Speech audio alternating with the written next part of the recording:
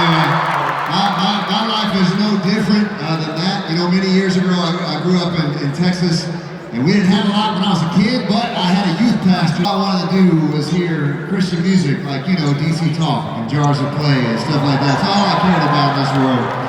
And I'll never forget, my youth pastor drove down the road, and he bought an electric guitar for $300 that my family couldn't afford. They wouldn't have bought it even if they could afford it.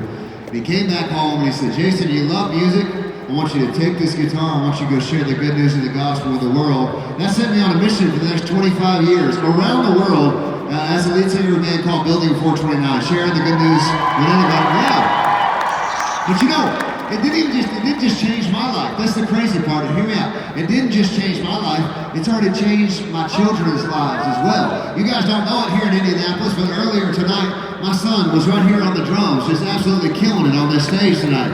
It's unbelievable that God would allow me to be a part of seeing that. And then you might not know this either, but my daughter, her name is Haven Madison. She was on American Idol, and it's unbelievable that God is doing these kinds of things. It's not me.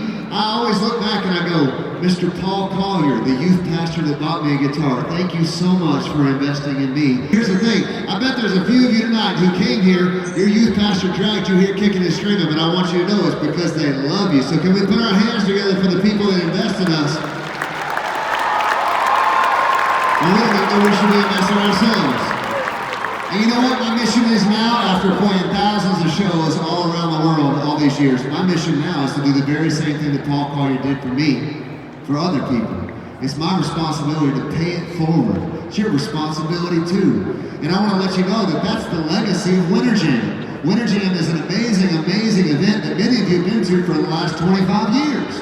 But I'm telling you, there's people that are going to stay on this stage that are kids of artists that you came and saw through all those years.